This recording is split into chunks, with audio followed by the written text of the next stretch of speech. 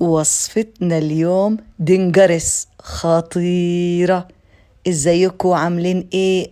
عامله لكم حاجة انما ايه هو الليلة تشيز كيك بحشوة الكيك الألمانية، خطيرة خطيرة وكتير زاكية.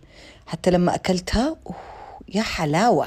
إنما إيه، بسكوت لوتس ودايجستيف سوا سوا سوا. اطحن اللي بتطحن، حطيت فوقهم الزبدة واخلط اخلط اللي بتخلط. بعدين حطيتهم بقالب التشيز كيك. بعدين بلشت أجهز الحشوة.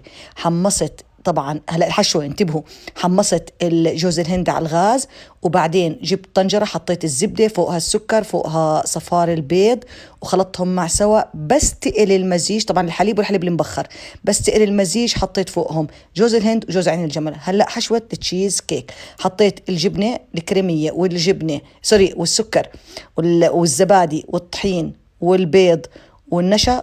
اخلط اخلط يلي بتخلط. هلا الحشوة نصها حطيتها فوق البسكوت، فردتها، صبيت التشيز كيك وحطيته بصينية وحمام مائي وعلى الفرن 40 دقيقة على 155.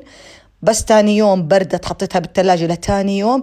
نفس الحشوة بقيتها، حطيت فوقها كراميل وخليتها طرية، وفردته على الوجه وعملت منه كرات، وحطيت كمان جوز عين الجمل. شوفوا لما هي جبت السكينة خضرة تقمشت القميص مع السكينة، قال كيف العاد.